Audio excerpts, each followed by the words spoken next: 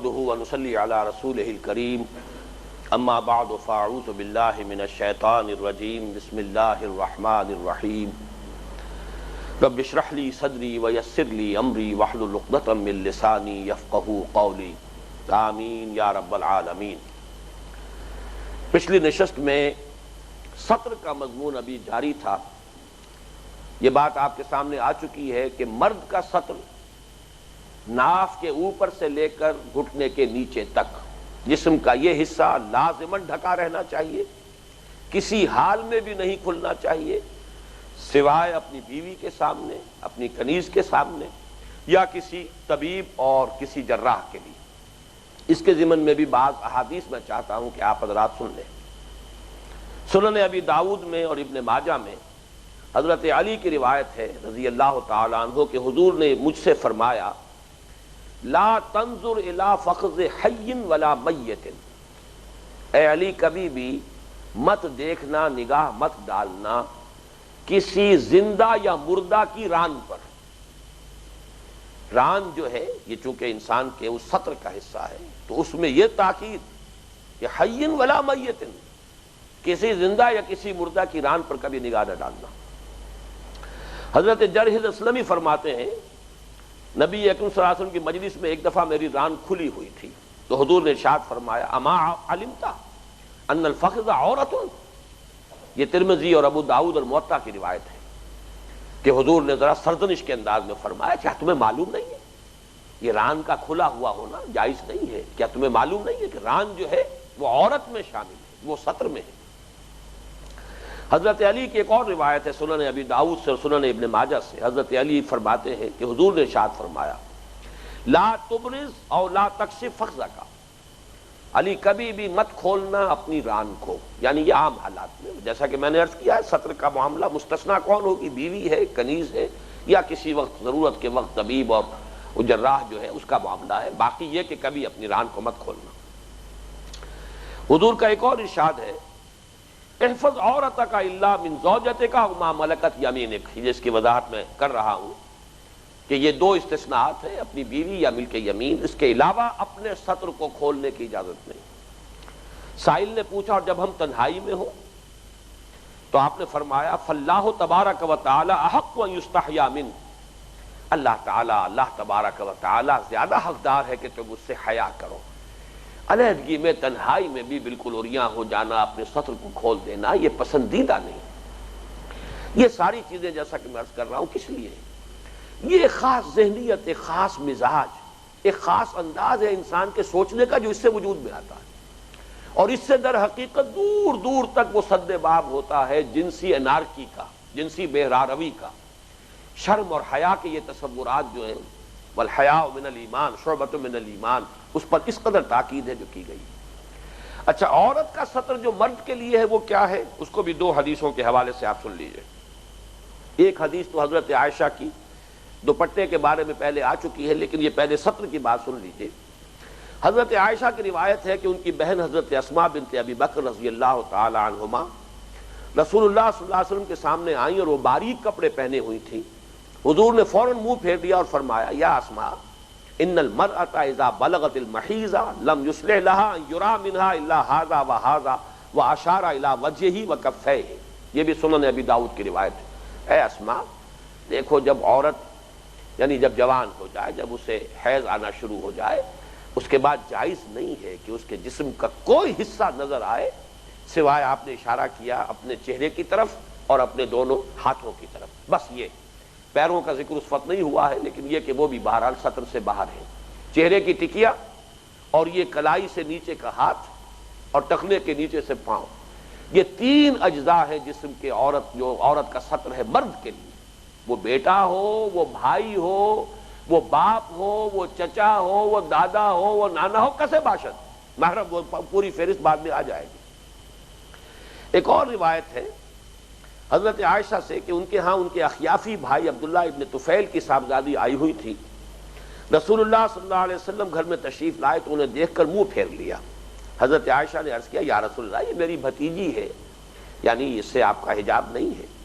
آپ نے فرمایا اذا عرقت المرأة لم يحل لها ان تظهر الا وجهها والا ما دون هذا وقبض علی ذراع نفسہ وترک بین قبضتین، وہی مضمون ہے بین الکف مثل قبضتہ آخر، کہ حضور نے وہی بات فرمائی کہ جب کوئی لڑکی جوان ہو جائے تو پھر اس کے بعد اس کے جسم کے ان تین حصوں کے سوا کوئی اور حصہ نظر نہیں آنا چاہیے۔ یہ ہے سطر کا تصور، لیکن اس پر ایک اضافہ ہے۔ اب ظاہر بات ہے کہ ایک عورت نے کرتا پہنا ہوا ہے، ظاہر بات ہے جسم ڈھک گیا،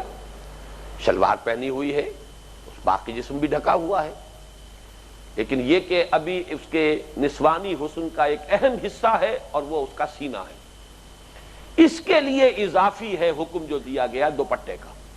چنانچہ جو ہم یہ آیت پڑھ رہے تھے اس میں جو فرمایا وَلْيَضْرِبْنَ بِخُمُرِهِنَّ عَلَى جُيُوبِهِنَّ، چاہیے کہ وہ اپنے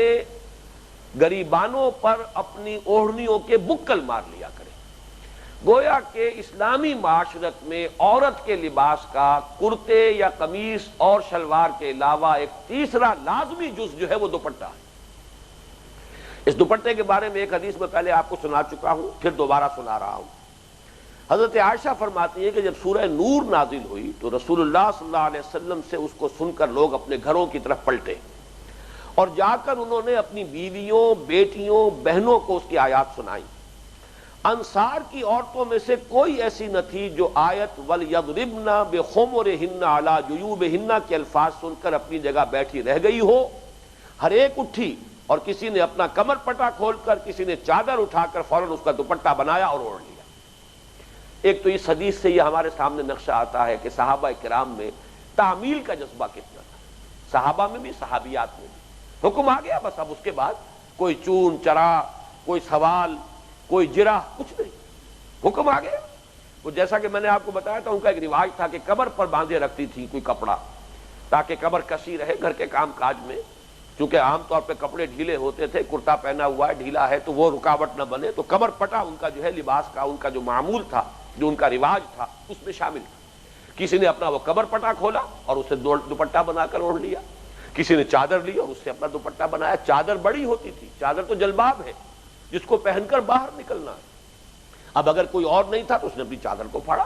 اور اس میں سے دوپٹہ بنایا۔ دوپٹہ چھوٹی شے ہوتی ہے، چادر کی طرح پورے جسم کو لپیٹنا مقصود نہیں ہے، سر پر اور اس طرح آئے کہ گردن اور گریبان اور یہ کہ سینے کے اوپر اس کا ایک بکل لگا ہوا ہو۔ تو یہ جو ہم نے اپنی آنکھوں سے دیکھا ہے اپنے بچپن میں، بچیوں کو، چھوٹی بچیوں کو بھی بڑی بوڑھی خواتین جو ہے وہ ڈانٹتی رہتی تھی، دوپٹہ ٹھیک طرح لو، سر پر صحیح رکھو، اس کا بکل صحیح طور پر مارو۔ یہ ہماری وہ تہذیب تھی، ہمارا تمدن تھا، اس کی یہ بنیادیں ہیں۔ ایسے نہیں ہے کہ وہ محض رواج کے طور پر یہ چیزیں وجود میں آ گئی، بلکہ یہ تعامل ہے تواتر کے ساتھ، جو چیزیں کہ جن کی بنا پر ہماری تہذیب نے خاص رخ اختیار کیا ان میں چیزیں شامل ہیں۔ اس سے بھی اہم بات ہے ایک اور حدیث میں جو سنن ابی داؤد کی ہے۔ حضرت دحیہ کلبی کہتے ہیں رضی اللہ تعالی عنہ، یہ وہ صحابی ہیں کہ جو بہت ہی خوبصورت تھے اور انہی کی شکل میں، بالعموم انہی کی صورت میں حضرت جبرائیل جب بھی انسانی شکل میں آتے تھے حضور کی خدمت میں تو حضرت دحیہ کلبی کی شکل میں آتے تھے۔ وہ فرماتے ہیں کہ نبی صلی اللہ علیہ وسلم کے پاس مصر کی بنی ہوئی باریک ململ کی کوئی کپڑا آیا، آپ نے اس میں سے ایک ٹکڑا مجھے دیا اور فرمایا ایک حصہ پھاڑ کر اپنا کرتا بنا لو اور ایک حصہ اپنی بیوی کو دوپٹہ بنانے کے لیے دے دو،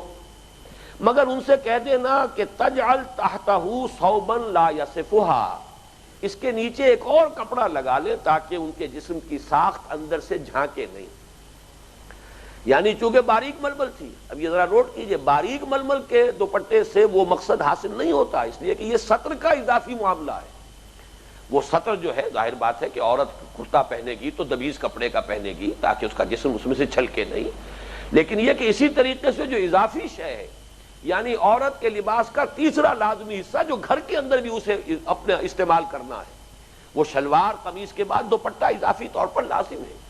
اس میں حضور ہدایت دے رہے ہیں کہ وہ بھی اتنا باریک نہ ہو کہ جسم اس میں سے چھلکے، گردن کا جو ہے انسان کا حصہ جو ہے اس میں سے چھلک رہا ہو، نظر آ رہا ہو۔ اور جیسا کہ میں اس سے پہلے عرض کر چکا ہوں، بار بار کہنے کی بات نہیں ہے، اللہ تعالیٰ نے جو بھی اس تمدن کا ہنگامہ اللہ کے پیش نظر تھا، اسے دنیا کو جب تک بھی اس رونق کے ساتھ باقی رکھنا ہے تو مرد اور عورت کے مابین انتہائی کشش اگر نہ ہو تو یہ تمدن کا سارا جو کھیل ہے ختم ہو جائے۔ کون شادیاں کرے، کون گرہستی کے بوجھ اٹھائے، کون اولاد کی پرورش کی ذمہ داریاں اپنے سر پر لے. یہ شدید جو ہے ایک کشش ہے ایک دوسرے کے لیے. اور جہاں یہ شدت جو ہے یہاں اس کام کے لیے ضروری ہے، اتنی ہی اس کے اندر خطرے کا اور سرخ بتی کا معاملہ موجود ہے کہ وہ اگر ایک خاص رخ سے ذرا ہٹ کر وہ کشش جو ہے وہ اگر بروئے کار آ جائے گی تو انارکی ہو جائے گی. جنسی طور پر وہاں پہ بالکل جو نظم جو ہے ٹوٹ کر رہ جائے گا. خاندان کا ادارہ جو ہے وہ متزلزل ہو جائے گا، غیر مستحکم ہو جائے گا. پورا معاشرہ جو ہے ڈیسٹیبلائز ہو جائے گا. اس اعتبار سے یہ تمام چیزیں جو ہے تدریجاً سامنے آ رہی ہیں. حضور نے فرمایا یہ ململ کا جو کپڑا ہے یہ اپنی بیوی کو دے دو، یہ ٹکڑا تم اس میں سے اپنے لیے کرتا بنا لو. مرد کا جو ہے سطر جو ہے ظاہر بات ہے کہ وہ تو شلوار نیچے پہنی ہوئی ہے یا ازار ہے، تو اصل سطر جو ہے مرد کا وہ تو ناف کے اوپر سے لے کر اور گھٹنے کے نیچے تک ہے، وہ تو چھپا ہوا ہے. تو کرتا اگر باریک مرد پہن لے کوئی حرج نہیں، لیکن عورت کو کرتا بھی دبیس پہننا ہے. اس لیے کہ ایک اور حدیث میں آیا ہے کہ حضور نے لعنت فرمائی، لعنا القاسیات العاریات، جو کپڑے پہن کر بھی ننگی رہتی ہیں. یعنی اگر کپڑے ان کے اتنے باریک ہیں کہ اس میں سے جسم چھلک رہا ہے تو ادھر حقیقت کپڑے نہیں پہنے ہوئے انہوں نے، بلکہ وہ تو القاسیات العاریات ہیں، کپڑے پہن کر بھی ننگی رہنے والی ہیں. لیکن اس وقت جو میں خاص طور پہ آپ کو توجہ دلا رہا ہوں وہ یہ کہ نہ صرف کرتے کے لیے بلکہ اس دوپٹے کے لیے بھی آپ نے فرمایا کہ یہ چونکہ باریک ململ کا ہے کپڑا تو اپنی بیوی سے کہہ دینا اس کا دوپٹہ بنائیں، لیکن اس کے نیچے کوئی کپڑا استر لگا لیں تاکہ یہ کہ لا یصفھا، تاکہ یہ کہ اس میں سے اس کے جسم کا جو بھی نشیب و فراز ہے، جو بھی محاسن ہے وہ ظاہر نہ ہو. یہ معاملہ ہوا عورت کے لباس کی اضافی شے یعنی دوپٹہ، اور دوپٹے کے بارے میں یہ ہدایت کہ وہ بھی باریک نہ ہو. اب آگے چلیے اس طویل آیت میں جو میں نے پچھلے نشست میں پڑھی تھی اور اب دوبارہ پڑھوں گا، اس میں پردے کے تکمیلی حکم جو ہے وہ دے دیے گئے. اس لیے کہ یہ آیت اس سے پہلے آ چکی ہے سورہ احزاب میں کہ کن کن مردوں کا گھر میں آنا جانا جو ہے جب حضرت حضور کے ازواج مطہرات کے بارے میں فرمایا گیا تو کوئی نہیں، باپ ان کے آ جائیں، بھائی آ جائیں، وہ سارے جو بھی فہرست وہاں آئی تھی وہ مختصر تھی. یہاں پر اب وہ محرموں کی فہرست مکمل دی گئی ہے. اس میں سب سے پہلے توجہ دلاؤں گا اگر اس سے باہر بھی کوئی محرم ہے تو پھر یہ کہ یہ فہرست جو ہے یہ پھر ہمیں سوچنا پڑے گا کہ اللہ تعالیٰ نے پھر یہ کاہے کو اتنی جو ہے ایکسرسائز ان فیوٹیلیٹی کا لفظ استعمال کرنے پر مجبور ہوں کہ یہ اتنی فہرست کیوں دی ہے. معلوم ہوا کہ یہ فہرست جو ہے حتمی ہے اور یقینی ہے، اس سے باہر لازماً وہ نامحرم شمار ہوں گے. کہیں کہیں معاملہ آئے گا وہ میں بعد میں تفصیل سے عرض کر دوں گا، لیکن سب سے پہلے یہ جو میں نے آیت پڑھی تھی پھر تو پڑھی، وَلَا يُبْدِينَ زِينَتَهُنَّ إِلَّا لِبُعُولَتِهِنَّ أَوْ آبَائِهِنَّ أَوْ آبَاءِ بُعُولَتِهِنَّ أَوْ أَبْنَائِهِنَّ أَوْ أَبْنَاءِ بُعُولَتِهِنَّ أَوْ إِخْوَانِهِنَّ أَوْ بَنِي إِخْوَانِهِنَّ أَوْ بَنِي أَخَوَاتِهِنَّ أَوْ نِسَائِهِنَّ أَوْ مَا مَلَكَتْ أَيْمَانُهُنَّ أَوِ التَّابِعِينَ غَيْرِ أُولِي الْإِرْبَةِ مِنَ الرِّجَالِ أَوِ الطِّفْلِ الَّذِينَ لَمْ يَظْهَرُوا عَلَى عَوْرَاتِ النِّسَاءِ. یہ اتنی طویل آیت اتنی گردان ان رشتوں کی دینے کی ضرورت کیا تھی؟ جو شخص قرآن پر ایمان رکھتا ہو کہ یہ اللہ کا کلام ہے اور جسے یقین ہو کہ اللہ تعالیٰ کے ہاں لفاظی نہیں ہے، نہ کوئی ضروری چیز چھوٹ گئی ہے کسی نسیان کی وجہ سے، نہ کوئی غیر ضروری چیز اس کلام میں شامل ہوئی ہے. یہ دونوں نقائص جو ہے وہ انسانی کلام کے تو ہوتے ہیں. بس اوقات مجھے محسوس ہوتا ہے کہ میں فلاں بات بیان کرتے ہوئے وہ فلاں بات رہ گئی، بھول گیا، اگلے درس میں جا کے میں اس کی کوئی تلافی کروں گا. انسانی کلام میں تو لازماً ہوگا، کبھی کوئی ضروری بات رہ جائے گی اور کبھی بلا ضرورت بھی کوئی بات زبان پر آ جائے گی. لیکن یہ کلام الہی ہے، اس میں نہ کوئی بلا ضرورت شے آئی ہے نہ کوئی ضروری شے اس سے باہر رہ گئی. اسی کو کہتے ہیں منطق میں جامع اور مانع. یہ دو صفات، جامع ہے کہ تمام ضروری چیزیں اس میں موجود ہیں، مانع ہے کہ کوئی غیر ضروری چیز اس میں نہیں آ سکتی، داخل نہیں ہو سکتی. تو یہ کلام جو ہے کلام الہی ہے، اس میں یہ رشتے جو دیے گئے. اب اس میں نوٹ کیجئے اصل الاصول جو نظر آئے گا اس میں وہ کیا ہے، یہ حکمت جان لیجئے. اصل الاصول یہ ہے محرم وہ مرد ہیں جن سے کسی عورت کا کسی حال میں نکاح نہیں ہو سکتا. ایک تو عورت کسی کے نکاح میں ہے تو کسی اور سے نکاح ہو ہی نہیں سکتا، یہ تو الگ معاملہ ہے. لیکن فرض کیجئے اس کا شوہر فوت ہو جائے یا اس کا شوہر اسے طلاق دے دے، اب بھی نہ ہو سکے نکاح،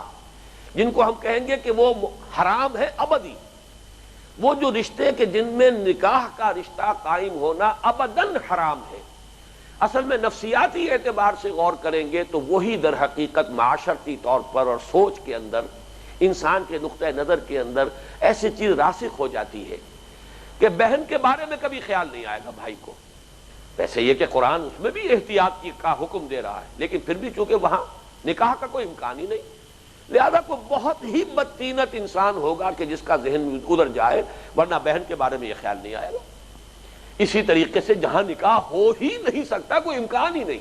وہاں ذہن جو ہے ادھر جاتا نہیں ہے۔ اس اعتبار سے ان کے بارے میں آزادی برتی گئی ہے کہ عورت کھلے چہرے کے ساتھ، بلکہ یہ کہ زیور پہنا ہوا ہو، کوئی اس نے اگر فرض کیجئے بناؤ سنگھار بھی کیا ہوا ہو تو بناؤ سنگھار کے ساتھ، زیور کے ساتھ وہ اپنے ان رشتہ داروں کے سامنے آ سکتی ہے، اپنی زینت کا اظہار کر سکتی ہے اپنے ان رشتہ داروں کے سامنے۔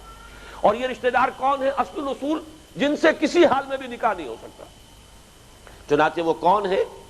بعولت ہنہ تو خیر شوہر ہیں، وہ تو ہر حال میں وہ ان کے محرم ہی ہیں، بلکہ سب سے بڑھ کر محرم ہے، ان کے لیے نہ کوئی سطر ہے نہ کوئی معاملہ ہے۔ اب اس کے بعد چلیے او آبائے ہنہ، اپنے آبا۔ آبا میں دادا بھی شامل ہو جائے گا، نانا بھی شامل ہو جائے گا، یہ آبا میں شامل ہے، یہ ان کے تابع ہیں۔ او آبائے بعولت ہنہ، یا اپنے شوہروں کے آبا۔ شوہروں کے آبا میں بھی شوہر کا باپ، شوہر کا دادا، یہ شوہر کا نانا، یہ بھی محرمات ابدیہ میں سے۔ او ابنائے ہنہ، یا اپنے بیٹے، اور اپنے بیٹوں میں اپنے بیٹے، اپنے پوتے، یہ سب کے سب جو بھی ایک لائن ہے وہ ابنا کے حکم میں آئیں گے۔ او ابنائے بعولت ہنہ، یا اپنے شوہروں کے بیٹے، اپنے شوہروں کے پوتے۔ ہو سکتا ہے کہ آپ جس عورت کا آج نکاح ہے کسی اور شوہر سے پہلے نکاح تھا اور اب کسی اور کے نکاح میں ہے، وہ شوہر سابق فوت ہو چکا، اس کے بیٹے بھی وہ ہمیشہ کے لیے اس کے لیے حرام ہے کہ ان سے نکاح نہیں ہو سکتا، لہذا وہ بھی محرم ہے۔ او اخوان ہنہ، یا اپنے بھائی۔ اب نوٹ کیجئے، شوہر کے بھائی نہیں، اپنے بھائی۔ شوہر کا بھائی جس کا نام دیور ہے، اس کے بارے میں تو حدیث میں الفاظ آئے ہیں کہ ہم وہ تو موت کے درجے میں۔ اور اس کو مولانا اشرف علی تھانوی صاحب نے بالکل صحیح لکھا ہے کہ صرف دیور نہیں، دیور کے اس اعتبار سے شوہر کے ان لاز کے جتنے رشتے، شوہر کا چچا وہ محرم نہیں ہے، شوہر کا بھتیجا محرم نہیں ہے، اپنا چچا، اپنا بھتیجا یہ محرم ہے۔ آپ نے فرمایا او اخوان ہنہ او بنی اخوان ہنہ، یا اپنے بھائی یا اپنے بھائیوں کے اپنے بھائیوں کے بیٹے، او بنی اخوات ہنہ، یا اپنے بھانجے، اپنی بہنوں کے بیٹے۔ یہ ہے وہ رشتے کہ جن کے ساتھ کسی صورت میں کبھی عورت کا نکاح نہیں ہو سکتا، لہذا ان کے سامنے عورت کھلے چہرے کے ساتھ، اور جس کو آج کل میک اپ کہا جاتا ہے وہ بھی احادیث میں آیا ہے، عورتوں کو بناؤ سنگھار کا حکم دیا گیا ہے، کوئی بری بات نہیں ہے۔ ان کے اندر جو ہے نسوانی حسن کو پرکشش بنائیں تاکہ شوہروں کی طبیعتیں ان کی طرف مائل ہوں، ان کے لیے وہ کشش پیدا ہو جائے، یہ مطلوب ہے، پسندیدہ ہے۔ گھریلو زندگی کے اندر یہ چیزیں جو ہے وہ کسی درجے میں بھی ناپسندیدہ نہیں ہے، اگرچہ بعض احادیث میں حضور نے بڑی دعا دی ہے ان خواتین کو، ملگجے گالوں والی خواتین جو گھر کے کام کاج میں لگی ہوئی ہیں، میلی کچیلی ہیں گھر کے کام کاج کی وجہ سے، وہ دوسری بات ہے، لیکن یہ کہ شوہر کے گھر آنے کا وقت ہو جائے تو اس وقت وہ کوئی اپنے آپ کو درست کرے اور بناؤ سنگھار جو ہے یہ فطری چیزیں ہیں جو ہونی چاہیے، لیکن اپنے اس بناؤ سنگھار کے ساتھ، اپنے زیورات کے ساتھ، اور بھی اپنی خوشبو کے ساتھ اپنے ان محرم رشتہ دار مردوں کے سامنے وہ آ سکتی ہے۔ یہ لسٹ ہے، اور یہ لسٹ جو ہے اس کی اصل حکمت کیا ہے جو میں نے عرض کی ہے کہ اس میں ان کے ساتھ کسی بھی حال میں کوئی نکاح کا سوال نہیں، چاہے وہ شوہر جس کے نکاح میں وہ آج عورت ہے وہ فوت ہو جائے یا طلاق دے دے، تب بھی ان سے رشتے جو ہے وہ نہیں ہو سکتے، مناکحت کا کوئی امکان نہیں۔ اس میں ایک بات اور نوٹ کر لیجئے،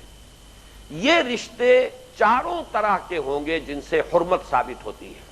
اور وہ چاروں رشتے، چاروں طرح کے یہ تمام رشتے جو ہیں یہ محرم شمار ہوں گے۔ حقیقی یعنی ماں باپ دونوں کی طرف سے، بھائی ہے یا اس کے بھائی کے بیٹے ہیں، بہن ہے بہن کے بیٹے ہیں، یا اخیافی یا اللاتی۔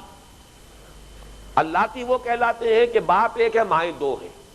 لیکن یہ رشتہ بھی اس اعتبار سے بالکل وہ حقیقی رشتے کے حکم میں ہے، بلکہ عرب میں تو اللاتی کو تو حقیقی ہی مانتے ہیں۔ اخیافی وہ ہے کہ جو ماں ایک ہے باپ دو ہے، باپ علیحدہ، وہ بھی انہی کے ذیل میں آئیں گے۔ اور چوتھا رضاعی، جن کا دودھ پیا ہے کسی خاتون کا، اس کے حوالے سے بھی رشتے قائم ہو جائیں گے۔ جس عورت کا دودھ پیا ہے کسی عورت نے، اس عورت کا شوہر بھی در حقیقت وہ باپ کے حکم میں آ گیا، آبائے ہندا کے حکم میں آ گیا۔ اس عورت کا بیٹا جو ہے وہ بھی در حقیقت اپنے بھائی کے درجے میں آ گیا، وہ ان کے اخوان ہندا کے درجے میں آ گیا۔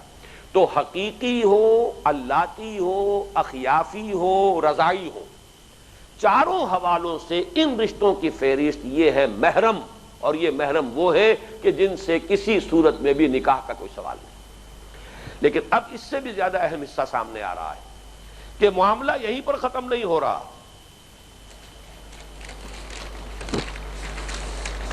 آج تو میں خاصی تیاری کر کے آیا ہوا ہوں، لیکن یہ کاغذات وغیرہ جو ہیں آگے پیچھے ہو کر گڑبڑ کر رہے ہیں میرے لیے۔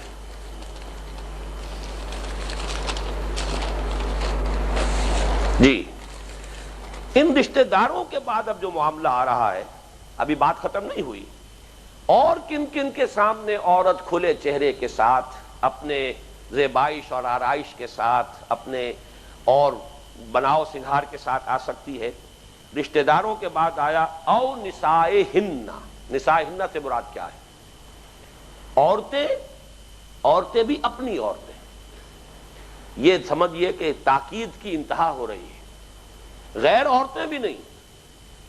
غیر عورتوں کے ساتھ خلا ملا اور بہت ان کے ساتھ اختلاط اور بے تکلفی بھی فتنے پیدا کرنے والی شے ہے۔ اس اعتبار سے یہاں پر میں ایک تو آپ کو حضرت عمر رضی اللہ تعالیٰ عنہ کا اثر سنا رہا ہوں، اور ایک میں تذکرہ کرنا چاہتا ہوں ہمارے آج کے معاشرے کے اعتبار سے۔ حضرت عمر نے حضرت ابو عبیدہ الجراح رضی اللہ تعالیٰ عنہما انہیں خط لکھا، کیونکہ وہ شام میں کمانڈر وہ تھے، وہاں پر جو بھی فتوحات ہو رہی تھی وہیں پر حضرت ابو عبیدہ حضرت خالد جراح رضی اللہ تعالیٰ عنہ کو جب معزول کیا گیا، اس کے بعد وہی کمانڈر تھے، وہی وہاں کے گویا کے حاکم تھے۔ تو حضرت عمر نے خط لکھا کہ میں نے سنا ہے کہ مسلمانوں کی بعض عورتیں غیر مسلم عورتوں کے ساتھ حماموں میں جانے لگی ہیں، حالانکہ جو عورت اللہ اور یوم آخرت پر ایمان رکھتی ہو اس کے لیے حلال نہیں ہے کہ اس کے جسم پر اس کے اہل ملت کے سوا کسی اور عورت کی نگاہ بھی پڑے۔ اہل ملت نسائے ہن، مسلمان عورتیں، بلکہ اس میں بعض حضرات تو مسلمان بھی سب نہیں، جان پہچان کی عورتیں جن کے بارے میں معلومات حاصل ہیں، وہ عورتیں، ورنہ مسلمان عورتیں جو ہیں وہ بھی نہ معلوم کس کس طرح کے جو ہے پیام رسانیاں کر سکتی ہیں اور فتنے اٹھا سکتی ہیں، لہذا وہاں تک بھی بات پہنچی ہے۔ لیکن یہاں اس حضرت عمر کا خط جو ہے اس میں اسی کا تذکرہ ہے۔ یہ خط جب حضرت ابو عبیدہ رضی اللہ تعالیٰ عنہ کو ملا تو وہ ایک دم گھبرا کر کھڑے ہو گئے اور کہنے لگے، خدایا جو مسلمان عورت محض گوری ہونے کے لیے ان حماموں میں جائے اس کا منہ آخرت میں کالا ہو جائے۔ یہ بیہقی میں بھی ہے روایت موجود، ابن جریر میں بھی، ابن کثیر میں بھی۔ میں خاص طور پر آج کے حال کے حوالے سے تذکرہ کرنا چاہتا ہوں، آج کے ماحول کے اعتبار سے، کیونکہ پاکستان میں جو طبقہ اس وقت آپ کہہ لیں کہ وہ حکمران طبقہ ہے یا صاحب اثر طبقہ ہے، تعلیم یافتہ طبقہ ہے، وہ ہمارے ہاں ایک روایت جو شروع ہوئی تھی سماجی اعتبار سے بھی، سیاسی اعتبار سے بھی، فکری اعتبار سے بھی، جس کا نقطہ آغاز سر سید احمد خان ہے۔ سر سید نے علی گڑھ قائم کیا، وہاں سے جو بھی مسلمانوں کی تعلیم یافتہ لوگوں کی ایک کھیپ تیار ہوئی، وہ ہماری قومی زندگی میں وہی اصل میں سمجھیے کہ رہنما بنی، اور اسی طرح اسلامیہ اسکول، اسلامیہ کالج، یہ سب در حقیقت جتنے اسلامیہ کالج بنے ہیں بر عظیم پاک و ہند میں، وہ سب مسلم اورینٹل اینگلو اورینٹل کالج علی گڑھ کا جو ہے اس کی بیٹیوں کے مانند ہے۔ تو سر سید کا جو حال تھا، جس کو کہ یہاں پر کوٹ کیا جاتا ہے، سر سید پھر علامہ اقبال،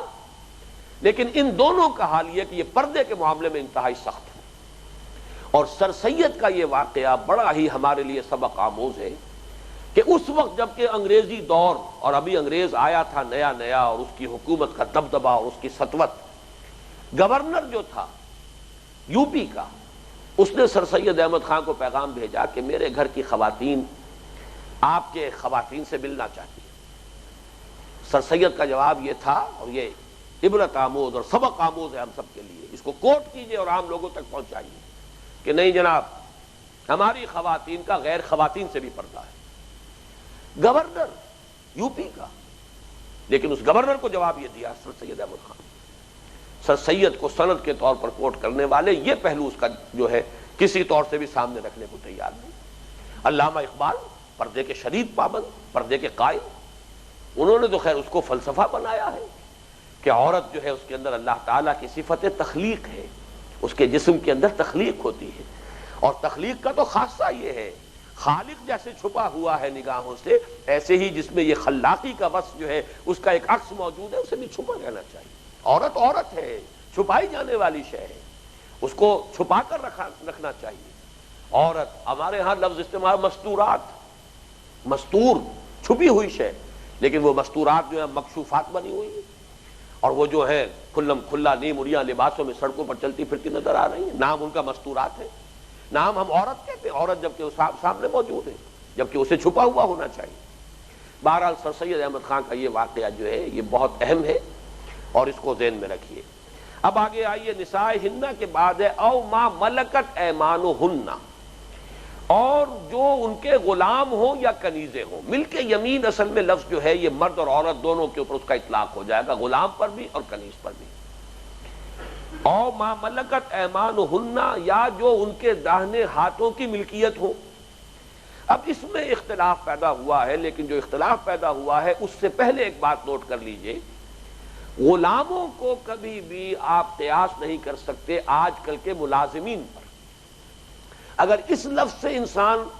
کوئی جواز پیدا کرتا ہے آج کل کے خانساموں اور بیروں اور ڈرائیوروں اور چوکیداروں اور ملازموں کا، تو یہ قیاس مع الفارق ہے۔ غلام وہ ہوتا تھا جو ملکیت ہوتا تھا، اور ملکیت ہونے کے حوالے سے اس کی ایک ذہنیت بنتی تھی،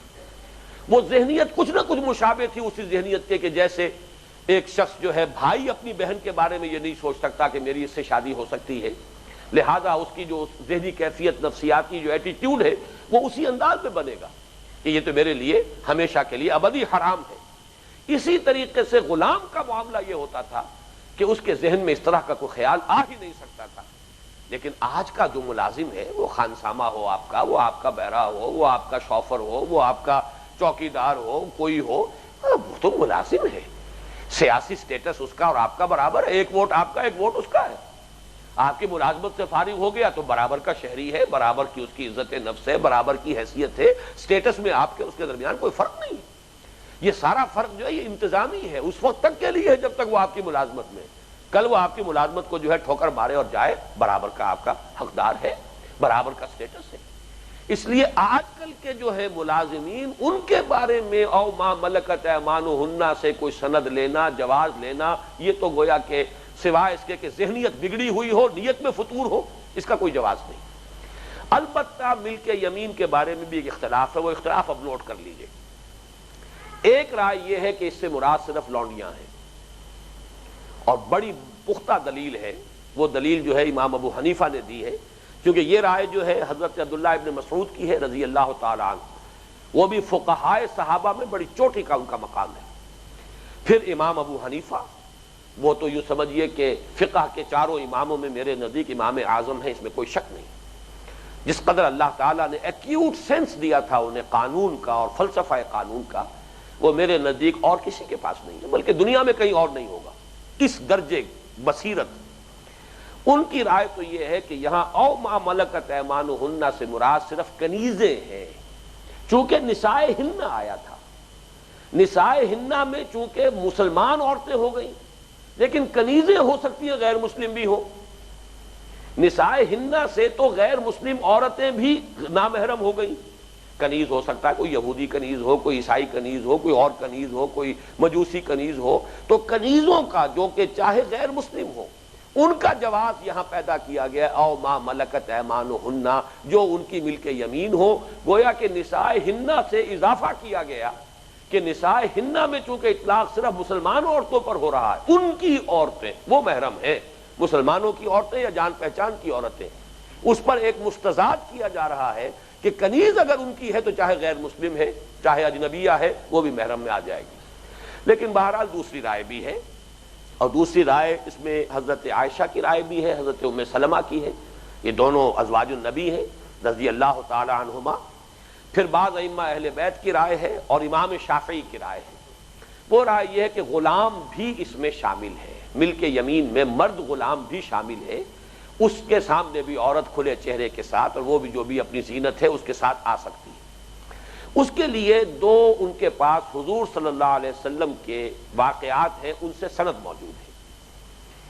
ایک واقعہ یہ ہے کہ حضور صلی اللہ علیہ وسلم ایک غلام عبداللہ ابن مسعود الفرازی کو لے کر آئے حضرت فاطمہ کے ہاں رضی اللہ تعالی عنہا۔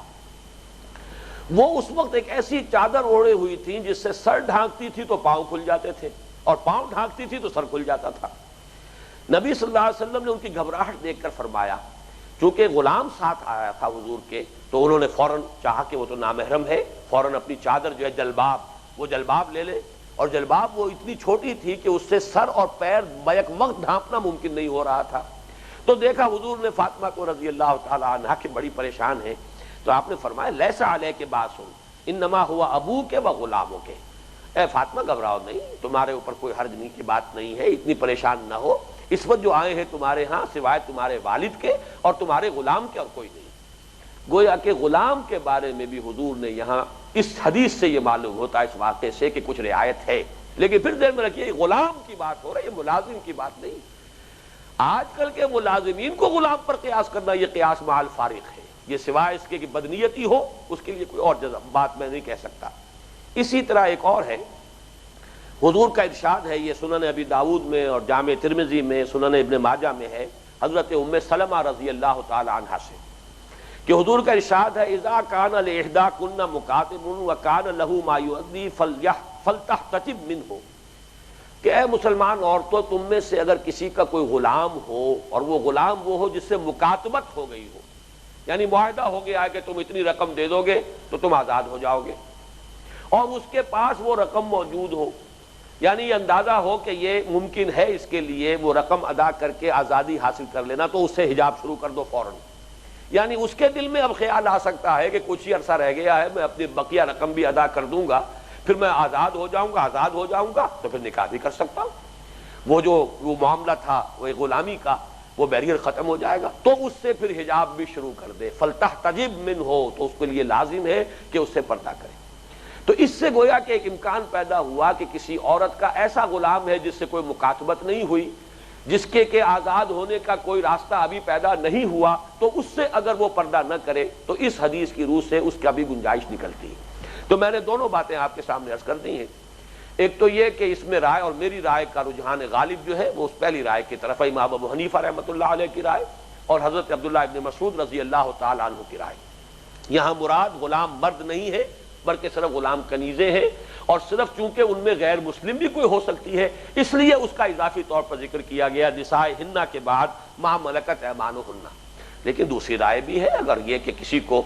اس رائے پر زیادہ اعتماد ہو اور زیادہ اس کی موافقت اس کا ذہن محسوس کرے، اس پر عمل کرے، لیکن پھر میں عرض کروں گا کہ غلام کا معاملہ ہے، یہ کسی ملازم کا معاملہ نہیں۔ اب آگے چلیے، اب التابعین غیر اولی الاربۃ،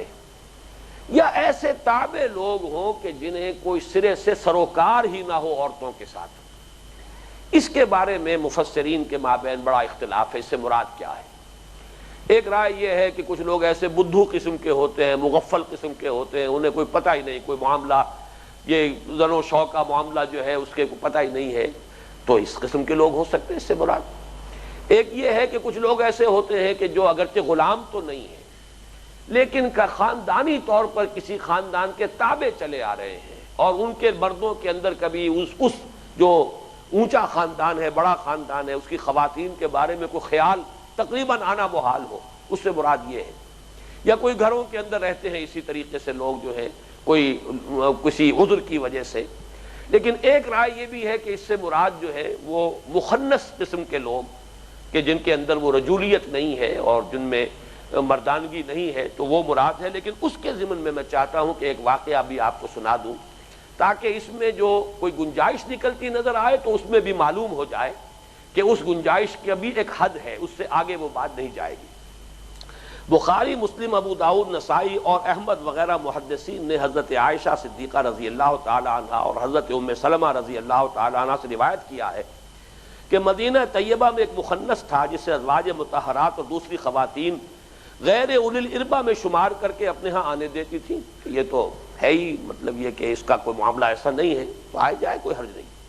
ایک روز جب نبی صلی اللہ علیہ وسلم ام المومنین حضرت ام سلمہ کے ہاں تشریف لے گئے تو آپ نے اس کو حضرت ام سلمہ کے بھائی عبداللہ ابن ابی امیہ سے باتیں کرتے سن لیا۔ وہ باتیں کیا کر رہا تھا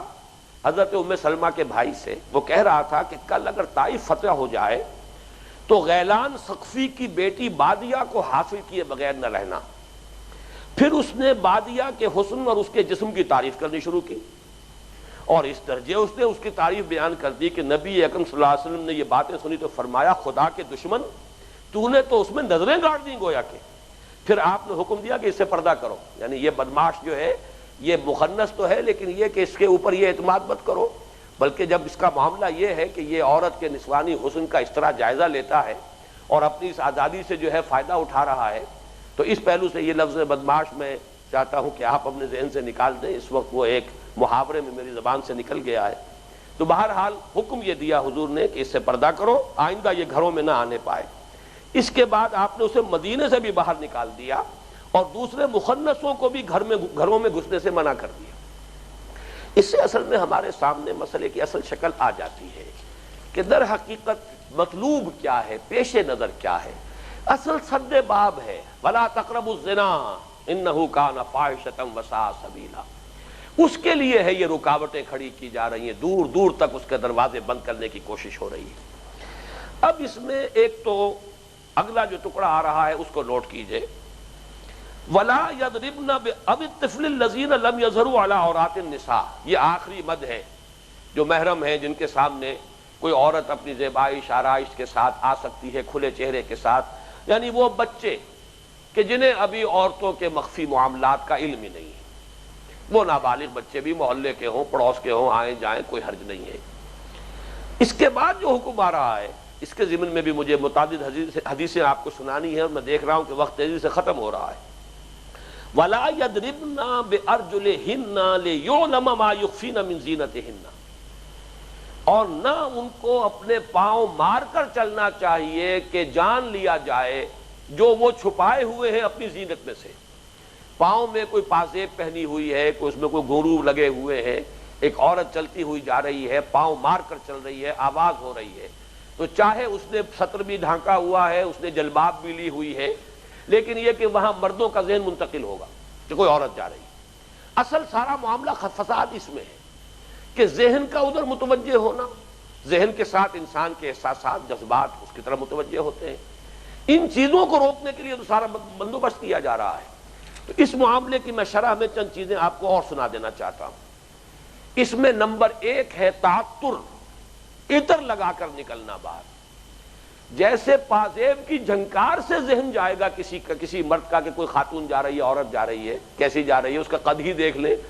قد و قامت کیا ہے، سر و قامت ہے کیا ہے، باہر آ رہی ہے۔ جو بھی میں ذرا باتیں جو ہے عریاں انداز میں کر رہا ہوں تاکہ بات کھل کر سامنے آ جائے، تو ذہن کو منتقل ہونے سے روکنا ہے۔ اس معاملے میں اگر کوئی عورت خوشبو لگا کر گزری، یہ تو گویا کہ اس سے بھی کہیں بڑھ کر بات ہو گئی، اس خوشبو کی وجہ سے ذہن متوجہ ہوگا یہ کون پاس سے گزرا ہے، کون یہاں سے گیا ہے۔ اب اس کے بارے میں یہ میں چند حدیثیں آپ کو سنا رہا ہوں۔ حضرت ابو ہریرہ رضی اللہ عنہ کی روایت ہے کہ حضور نے فرمایا لا تمنعوا اماء اللہ مساجد اللہ ولکن یخرجن وہن طفلات۔ حضور نے فرمایا کیونکہ شروع میں مسجدوں میں آنے کی اجازت تھی، آئیں مسجدوں میں، تو فرمایا اب اللہ کی ان کنیزوں کو باندیوں کو مسجدوں میں آنے سے مت روکو، لیکن وہ آئیں کوئی عطر لگا کر نہ آئیں، خوشبو لگا کر نہ آئیں، وہ اس شکل میں آئیں۔ اگر وہ عطر لگا کر خوشبو لگا کر آئیں گی تو پھر منع ہے، تو ان کے لیے رکاوٹ ہے۔ ایک واقعہ ہے کہ ایک عورت مسجد سے نکل کر جا رہی تھی کہ حضرت ابو ہریرہ نے اس کے پاس سے گزرے۔ حضرت ابو ہریرہ، یہ جو پہلی روایت میں نے آپ کو سنائی ہے یہ ابو داؤد اور احمد کی ہے، مسند احمد اور سنن ابی داؤد رحمہم اللہ، اور یہ جو ہے جو اب سنا رہا ہوں یہ سنن ابی داؤد، سنن ابن ماجہ، مسند احمد اور سنن نسائی کی روایت ہے۔ ایک عورت مسجد سے نکل کر جا رہی تھی کہ حضرت ابو ہریرہ اس کے پاس سے گزرے، اور انہوں نے محسوس کیا کہ وہ خوشبو لگائے ہوئے۔ انہوں نے اسے روک کر پوچھا ہے خدائے جبار کی بندی کیا تو مسجد سے آ رہی ہے؟ اس نے کہا ہاں۔ بولے حضرت ابو ہریرہ نے فرمایا میں نے اپنے محبوب ابو القاسم صلی اللہ علیہ وسلم کو یہ فرماتے سنا ہے کہ جو عورت مسجد میں خوشبو لگا کر آئے اس کی نماز اس وقت تک قبول نہیں ہوتی جب تک وہ گھر میں جا کر غسل جنابت نہ کرے. یہ غسل جنابت کا لفظ نوٹ کیجیے کہ در حقیقت اس میں ایک جنسی جذبے کی گویا کہ بیداری کا معاملہ پیدا ہوتا ہے. تو جیسے کہ مباشرت کے بعد غسل جنابت ہے، ایسے ہی اس قسم کے کسی عمل کے بعد بھی اس عورت پر لازم ہے کہ وہ غسل جنابت کرے. ابو موسیٰ اشعری فرماتے ہیں، یہ بھی ترمذی کی، ابی داؤد کی، نسائی کی روایت ہے. ابو موسیٰ اشعری رضی اللہ تعالیٰ عنہ فرماتے ہیں کہ نبی صلی اللہ علیہ وسلم نے فرمایا اذا استعطرت المرأة فمرت على القوم ليجدوا ريحها فهي كذا وكذا قال قولا شديدا. یہ حضور کے الفاظ ہیں، ہم نوٹ کیجئے. جب کوئی عورت عطر لگاتی ہے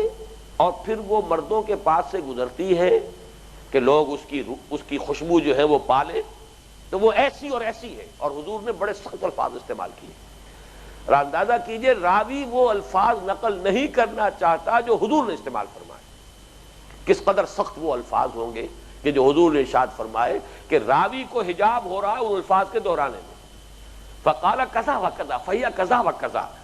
وقال قولا شدیدا. حضور نے بہت سخت الفاظ استعمال فرمائے اور کہا کہ وہ عورت ایسی ہے اور ایسی ہے.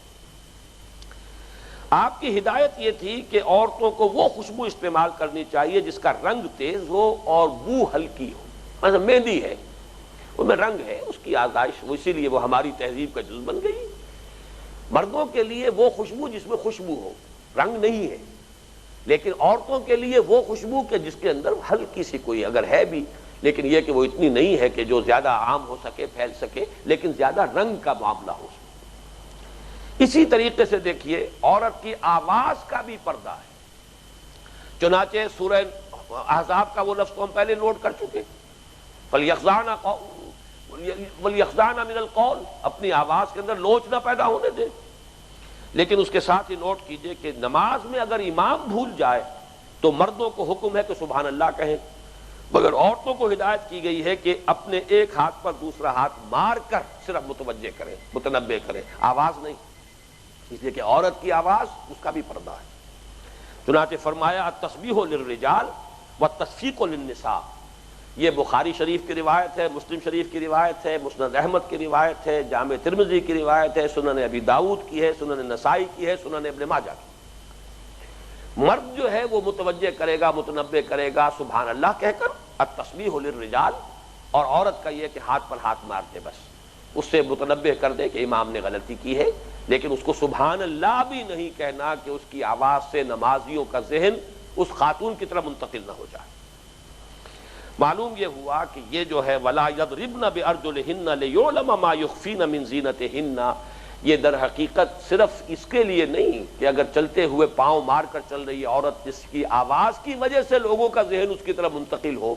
بلکہ اسی پر قیاس کیجئے کہ عطر لگا کر اگر وہ یہی کام کر رہی ہے، اپنی آواز کے ذریعے سے یہی کام کر رہی ہے، تو یہ تمام چیزیں بھی ناپسندیدہ ہیں، ان سے بھی منع کر دیا گیا ہے. آخری الفاظ ہیں وَتُوبُوا إِلَى اللَّهِ جَمِيعًا أَيُّهَا الْمُؤْمِنُونَ لَعَلَّكُمْ تُفْلِحُونَ، اور توبہ کرو اللہ کی جناب میں سب کے سب مل کر، اے اہل ایمان، تاکہ تم فلاح پاؤ. یہ میں نے تفصیل کے ساتھ یہ تمام احکام آپ کو اس لیے سنا دیے،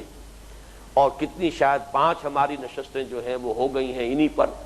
کہ اس دور کا سب سے بڑا فتنہ. ابھی تو وہ احادیث بھی اگر میں جمع کر کے لاتا کہ حضور نے فرمایا میں نے اپنی امت پر عورت کے فتنے سے بڑا کوئی فتنہ نہیں چھوڑا ہے، اور یہ فتنۃ النساء جو ہے اس دور کا سب سے بڑا فتنہ، اور اس نے جو ہے ہمارے معاشرے کو بالکل رنگ جو ہے اس کا بدل کر رکھ دیا ہے.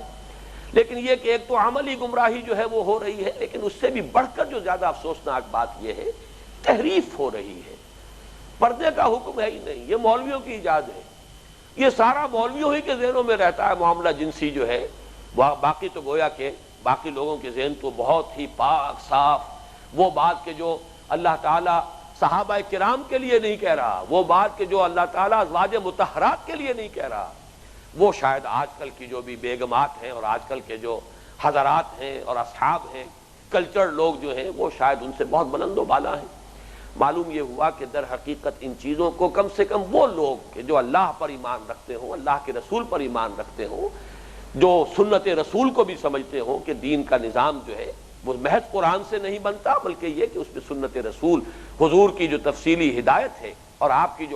جو عملی تشکیل آپ نے دی ہے دین کی، وہ بھی اس کے اندر شامل ہے، تو ان کو تو کوئی اشتباہ نہ رہے۔ باقی یہ کہ جس کا بھی عمل، جس کے گھر میں اس کے برعکس کوئی صورت ہو رہی ہے، بڑی جرأت رندانہ کی ضرورت ہے، بڑی ہمت مردانہ کی ضرورت ہے۔ فیصلہ کر کے ڈٹ جانا آسان کام نہیں ہے، معاشرے کے پورے دباؤ کے خلاف چلنا، بہاؤ کے رخ کے خلاف چلنا آسان نہیں ہوتا، لیکن یہ کہ وَتُوبُوا إِلَى اللَّهِ جَمِيعًا، سب کے سب مل کر توبہ کرو اللہ کی جناب میں، ایھا المؤمنون، اے اہل ایمان، ایمان کے دعوے دارو، لعلکم تفلحون، تاکہ تم فلاح پاؤ۔ اللہم ربنا اجعلنا منہم، اللہم اجعلنا من عبادک المفلحین، آمین یا رب العالمین۔